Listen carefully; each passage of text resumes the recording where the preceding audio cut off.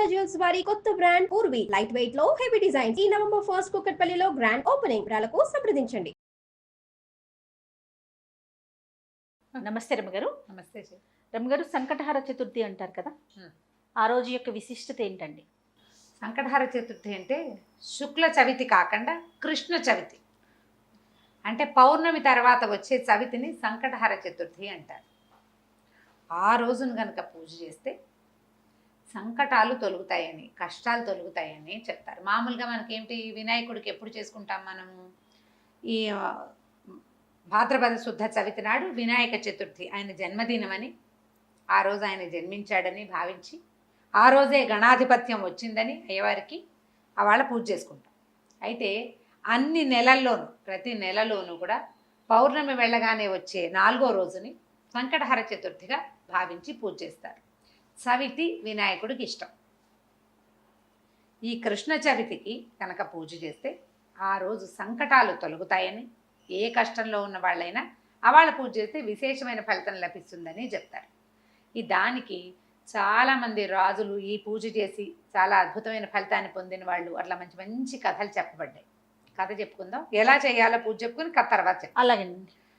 సంకటహర చతుర్థికి ఏంటంటే ఉదయం ఉపవాసం ఉండి సాయంకాలం చంద్రోదయం అయ్యాక పూజ చేసుకుని భోజనం చేస్తారు. వినాయక పూజ. వినాయక పూజ అంటే వినాయకుడికి మన సంబంధించిన స్తోత్రాలు చదవటం. సాధారణ పూజ అయినా కూడా వినాయక సంబంధమైన స్తోత్రాలు చదువుకోవాలి. చంద్రోదయం అయ్యాకే పూజ చేయాలి. ఆయనకి ఇష్టమైన కుడుములు, ఉండ్రాళ్ళు అవి నివేదన చేస్తారు. గరిక సమర్పించటము. ఏకవింశతి పత్ర పూజ చెప్పరు సంకటహర చతుర్థి. ప్రధానంగా చేయాల్సింది ఏంటంటే దూర్వాయుగ్మ పూజే. ఎక్కువ లేవు, 21 దూర్వాంకురాలు లేవు, 2 దూర్వాంకురాలైనా సరే సమర్పించి పూజ చేసుకోవాలి. వినాయకుడిని తలుచుకుని పూజ చేయటం. పగలు ఉపవాసం దీని నియమం. పొద్దుటిపూట ఉపవాసం ఉండాలి. చవితిని జ్ఞాపకం పెట్టుకోవాలి ప్రత్యేకంగా. చాలామంది ఏం చేస్తారంటే దేవాలయానికి వెళ్ళిపోతారు. చవితి నాడు సాయంకాలం దేవాలయానికి వెళ్ళిపోతే వినాయకుడికి పూజ చేస్తారు. దగ్గరుండి పూజ చేసేసుకుని ఇంటికి వచ్చి భోజనం చేసేయచ్చు.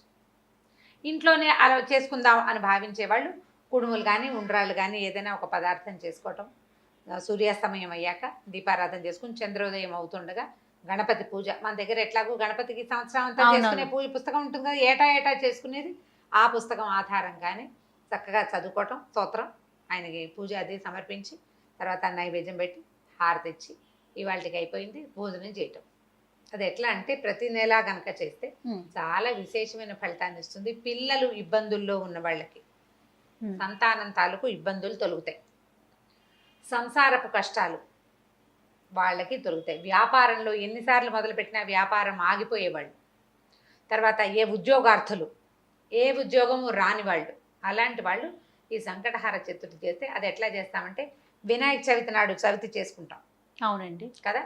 వినాయక చవితి తాలూకు పౌర్ణమి వెళ్ళాక మనకి పెద్దల రోజులు మొదలవుతాయి. మహాలయ పక్షాలు. మహాలయ పక్షాల్లో మొదలు పెట్టరు. మహాలయ పక్షాలు అంటే పెద్దల రోజులు అంటారు, పితృపక్షాలు కదా.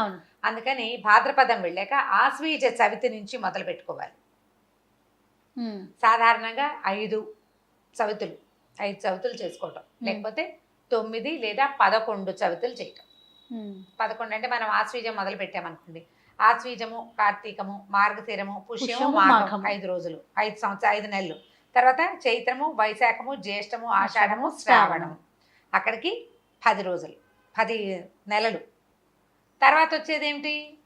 వినాయక చవితి. శ్రావణం తర్వాత వచ్చేది వినాయక భాద్రపదం. ఇది 10 కృష్ణ చతుర్థులు చేసి 11వది ఈ శుక్ల చతుర్థి మన వినాయక చవితితోటి పూర్తి చేసుకోవచ్చు. ఒకవేళ ఏడాదంతా చేయదలుచుకున్న వాళ్ళు కనుక ఇట్లా చేయొచ్చు, ఇలా చేసుకోవచ్చు. లేదా 5 చవితులు చేసుకుంటున్నా సరే. కొంతమంది 2 చవితులు చేసే విధానం కూడా ఉంది. ఒకటి సంకష్టహర చతుర్థి చేసుకోవటం, ముందు చవితి కూడా ప్రతి నెలలో వచ్చే 2 చవితులు వినాయక పూజ చేసుకోవటం, వినాయకుడికి దేవాలయానికి వెళ్ళటం. ఒకవేళ చవితులు చేసుకోవటం మా ఇంట్లో లేదండి, మా వాళ్ళు ఎవరు చేసుకోరు, మొదలు పెట్టాలంటే భయం వేస్తుంది, కొంతమంది కొత్త మొదలు పెట్టడానికి భయపడతారు కదా, అలాంటి వాళ్ళు ఈ చవితి నాడు జ్ఞాపకం పెట్టుకుని దేవాలయానికి వెళ్ళి దర్శనం చేసుకోండి. పిల్లల ఇబ్బందులు ఏమైనా ఉంటే పిల్లల్ని కూడా ఈ దేవాలయానికి తీసుకెళ్ళి చక్కగా నమస్కారం చేయించి, 10 గుంజీలు చేయించి వాళ్ళతో ప్రదక్షిణ చేయించి నమస్కారం చేయిస్తే సంకటాలు తొలుగుతాయి అని చెప్తారు. దీనికి పూర్వ కథ ఏం చెప్తారంటే, కృతవర్మ అని ఒక రాజుగారు ఉండేవాడు. ఆయనకి భార్య, చక్కగా భార్య ఉండేది. చాలా అన్యోన్యమైన దాంపత్యం. చాలా కాలం ఆయనకి పిల్లలు పుట్ల, పిల్లలు కలగలేదు. కలగకపోతే ఆయన ఏమనుకున్నాడంటే చాలా దుఃఖపడేవాడు. ఇప్పటికీ సంతానం కలగటం లేదు, నేను ఈ రాజ్యం నాకొద్దు, ఈ రాజ్యమే నాకు వద్దు, నేను రాజ్యాన్ని వదిలిపెట్టి వెళ్ళిపోతాను అని చెప్పి తన మంత్రుల్ని, సామంతుల్ని అందరినీ పిలిచి వాళ్ళకి రాజ్యపు బాధ్యతలు అప్పచెప్పేశాడు. సంతానం కలిగే మార్గం లేదు, జాతకంలో సంతానం లేదు, రాణుల్ని మార్చినా సంతానం కలిగేలాగా లేదు, ఎన్ని పూజలు చేసినా ఆయనకి సంతానం కలగలేదు. అప్పుడు ఏం చేశారంటే భార్యాభర్త ఇద్దరు వెళ్ళిపోయారు అడవికి. మొత్తం ఈ సంపద అంతా కూడా ఈ మంత్రులకు అప్పచెప్పేసి జాగ్రత్తగా చూసుకోండి అని ప్రాయోపవేశం చేయడానికంటే తపస్సు చేసుకుంటూ మరణించడానికి ఓహో వెళ్ళి అడవుల్లో ఉండిపోయారు. ఉండిపోతే నారద మహర్షి ఒకసారి అక్కడ చూశాడు వీళ్ళని. ఏమిటి సంగతి అంటే వీళ్ళు ఇంకా ఏమైందంటే మొదట్లో కందమూలాలు తినేవాళ్ళు క్రమంగా భార్యాభర్త ఆకులలమలు తింటూ మరణానికి దగ్గరగా ఉన్నారు వాళ్ళు. అప్పుడు ఈ నారద మహర్షి వీళ్ళని చూసి ఈ కృతవర్మ తాలూకు ముందు తరం వాళ్ళు, వాడి తాత తండ్రులు ఉన్నటువంటి స్వర్గంలో కూడా లేరు, వాళ్ళు నరకంలోనే ఉన్నారు, పితృలోకాల్లో ఉన్నారు.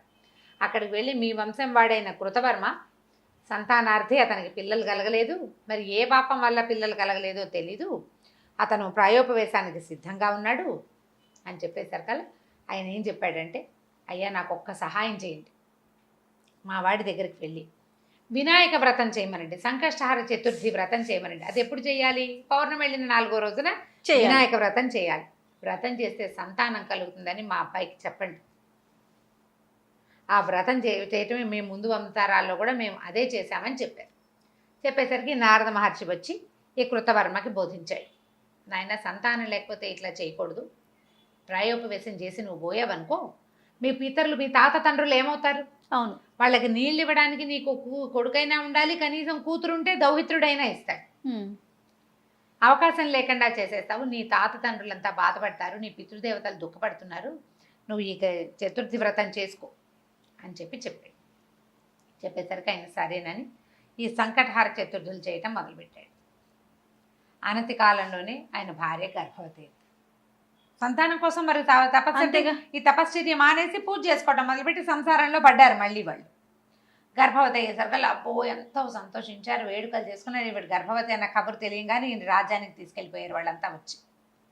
ఎంత విశేషంగా చేశారో, చాలా విశేషమైన వేడుకలు చేశారు. ఈయన ప్రతి నెల చేసేవాడు. ఆవిడ గర్భవతి అవ్వకముందు చాలా జాగ్రత్తగా చేశాడు. గర్భవతి అయ్యాక కొద్దిగా పూజ చేస్తూ ఉండేవాడు, బొమ్మోమ్ అనేవాడు. వచ్చేసింది కదా ప్రెగ్నెన్సీ.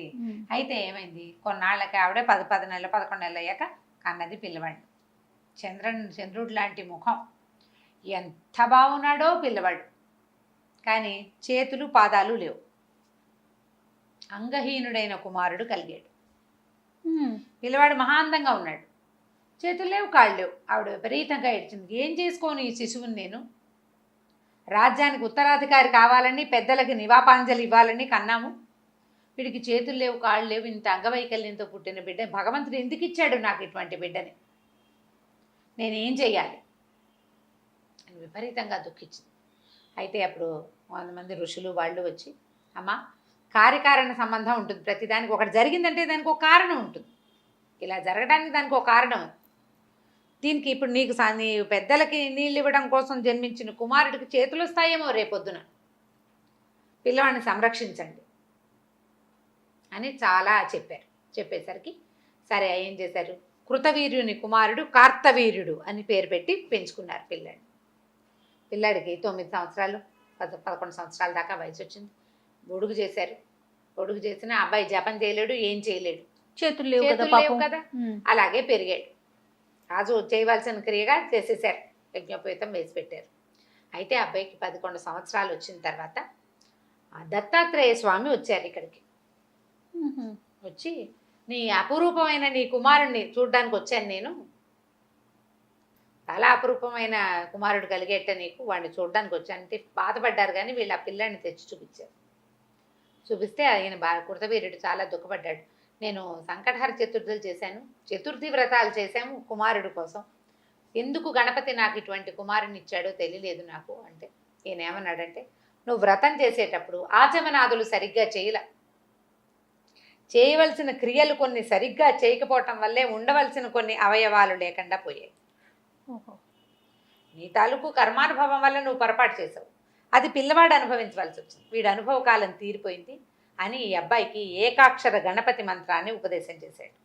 నాయన, గణపతిని ప్రార్థించు, ఈ జపం చేసుకో, గణపతిని కూర్చొని తపస్సు చెయ్యి, నువ్వు ఊహించలేనటువంటి గొప్ప అదృష్టం నీకు లభిస్తుంది, ఇవాళతో నీ దశ మారిపోయిందని చెప్పాడు. గణపతి మంత్రాన్ని తీసుకున్న పిల్లవాడు, నేను ఇక్కడ ఉండను, నన్ను అడవికి పంపించేసి.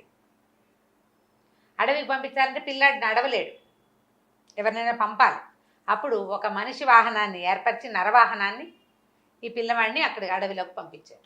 పంపిస్తే అతను ఒక ఏకదీక్షతో కూర్చుని ఎంత తపస్సు చేశాడో కొన్ని సంవత్సరాల పాటు. చివరికి గణపతి ప్రత్యక్షమయ్యాట కార్తవీర్యుడికి. ప్రత్యక్షమయ్యి సహస్ర బాహువులు ఇచ్చాడు ఆ అబ్బాయికి. చేతులు లేని పిల్లవాడికి 1000 బాహువులు ఇచ్చాడు. పాదాలు వచ్చేసినాయి, ఈ చేతులకి 1000 చేతులు. ఒక చేతితో జపం చేయవలసిన జపమాలతి పలుతున్న వాడికి 1000 చేతులు వచ్చేసి ఇచ్చి అతను లేచి నిలబడితే ఆ ఆకారాన్ని చూడడానికి దేవతలు భూమి భయపడ్డారు.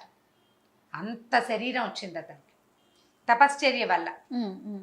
దేవతలంతా ఓహో అన్నారు, నువ్వు సామాన్యుడివి కాదన్నారు, నీ అంత గొప్పవాడివి నువ్వేనన్నారు. దత్తాత్రేయ స్వామి వారి భక్తుడిగా మారాడు ఈ కార్తవీర్యుడు. చాలా విశేషంగా అప్పటి నుంచి ఎప్పుడూ నిత్యము కూడా ఈ గణపతి పూజని అతను చేసుకుంటూ ఉండేవాడు. ఈ కార్తవీర్యుడు ఎవరి అంటే సుదర్శన చక్రాయుధం తాలూకు అంశావతారం అని చెప్తారు. విష్ణు భక్తుడు ఆయన. ఇట్లా పుట్టాడు, దత్తాత్రేయ స్వామికి భక్తుడిగా మారాడు. సంకటహర చతుర్థి వ్రతం చేయటం వల్ల పుట్టిన కుమారుడు ఆ చతుర్థుల్లోనే జపం చేయటం వల్ల అతనికి 1000 చేతులు వచ్చినాయని.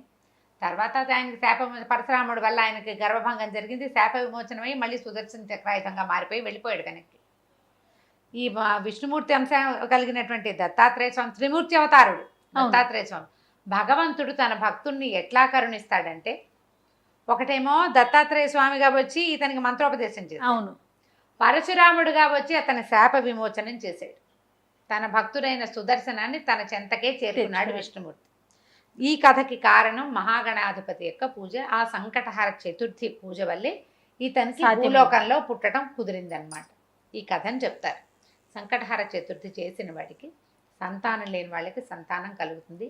అందులో పొరపాట్లు చేయకూడదు, జాగ్రత్తగా చేయాలి. నియమం ఏవేవో పెట్టుకోవద్దు, సులువైన నియమం పెట్టుకోండి.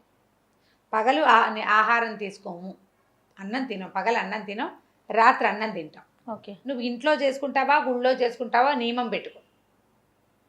అన్ని వారాలు ఇంట్లోనే చేసుకో, అన్ని నెలలు, లేదా అన్ని నెలలు దేవాలయానికే వెళ్ళు. నియమాలు తప్పద్దు. అంతకంటే పెద్ద హడావిడి ఏం లేదు అందులో, చాలా సింపుల్. పగలు ఉపవాసం ఉంటాం, సాయంకాలం చక్కగా కుడులు వండుకుంటాం, బియ్యపు రవ్వ ఉడికించి వాటిని ఉండలు చేసుకుని దాన్ని మళ్ళీ ఇంకొకసారి ఉడికించి అది ఏమంటారు ఆవిరిలో పెడితే కుడుములు తయారైపోతాయి. వినాయకుడికి కుడుములు నివేదన చేసుకోండి ఇంట్లో చేసుకునేటట్టయితే. దేవాలయానికి వెళ్తే ఎట్లాగో పళ్ళు ఫలాలు పట్టుకెళ్తారు, అక్కడ చేసే విధానం ప్రకారం అక్కడ పూజా విధానం జరిగిపోతుంది. చొక్కొచ్చాక తినాలి.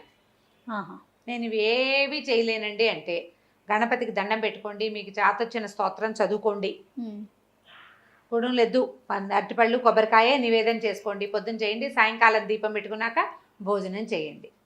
నియమం నిర్ధారించుకోండి ఏదైనా ఒకటి, కానీ నిష్టగా చేయండి. ఆ నియమాన్ని మాత్రం వదిలిపెట్టకుండా చేసుకోవచ్చు. సంకటహర చతుర్థులు చేస్తే చాలా సమస్యలు తీరుతాయని చెప్తారు. సంకటహర వినాయక స్తోత్రం ఒకటి ఉంది, దాన్ని చదువుకుంటే చాలా ఫలితం లభిస్తుంది. ఈ పూజ చేసుకునే వాళ్ళకు కూడా అన్ని రకాల ఫలితాలు లభిస్తాయి. చాలా విశిష్టత ఉంది అయితే కదరమ్మ గారు. అవును, తప్పకుండా అండి. నమస్తే. నమస్తే జయ.